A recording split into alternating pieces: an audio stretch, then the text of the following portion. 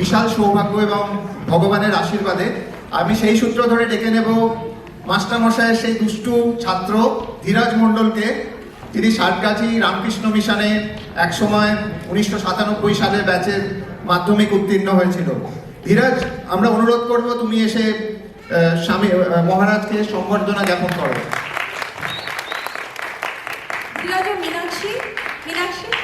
মীনাক্ষী,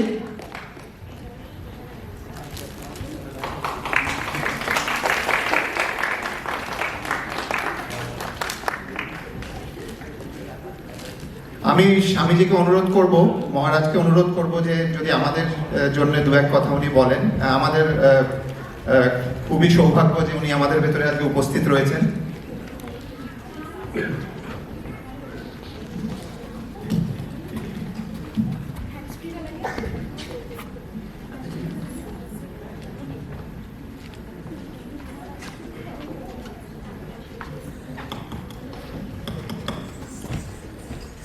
ओम जयंती मंगला काली भद्रकाली कपालिनी दुर्गा शिवा क्षमा धात्री स्वाहा स्वधा नमस्तुते।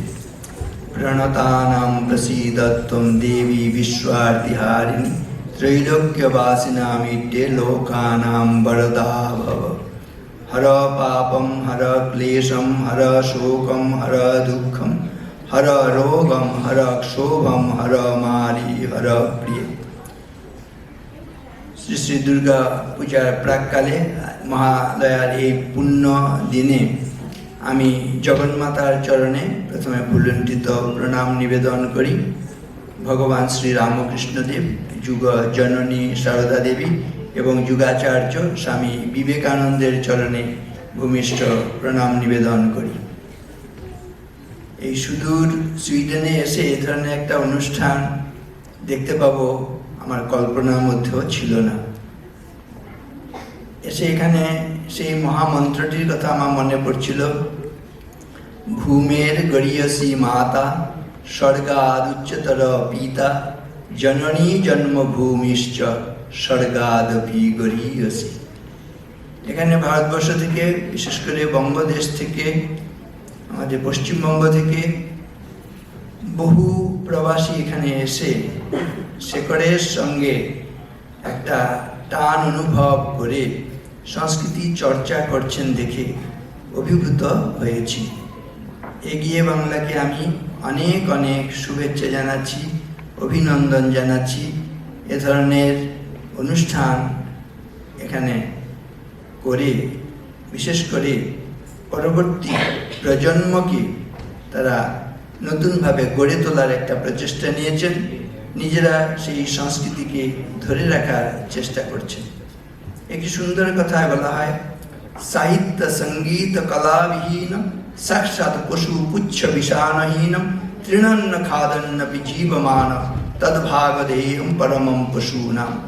এর অর্থ কি?